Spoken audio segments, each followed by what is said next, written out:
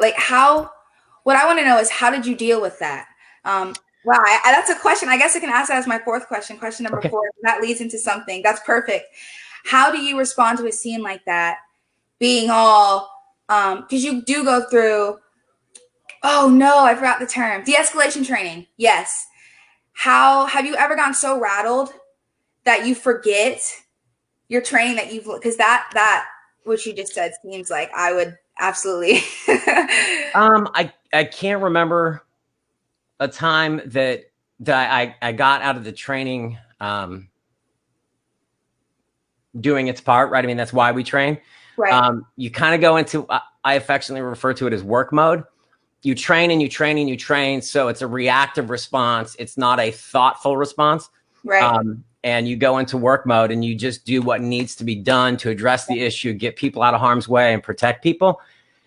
And then you need to make sure that you involve yourself in self-care after and address the stressors and the PTSD. And Melbourne and the agencies of Brevard County have an incredible peer support program and critical incident stress management program to address just those things.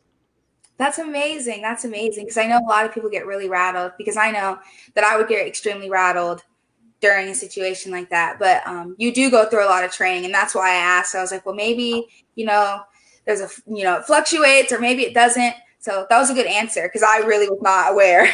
Well, and I will say this too. We're not superhuman. We're human beings with emotion, and it depends on the person. It depends on the call.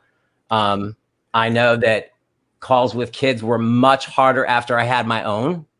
Not that they were easy ever. They're some of the worst, but they were much harder after I had my own child than before. So it's really situationally and person dependent, but we do train a lot for the ability to respond and be cool under pressure and get the job done, because that's what we're here to do. And then take care of the human part after the fact so we can not suffer long-term from things. Now, you mentioned you had kids. How many do you have? I have one. I have one 17-year-old girl who's a senior in high school. Oh, oh man. The life of a dad, huh? Yes. Yeah.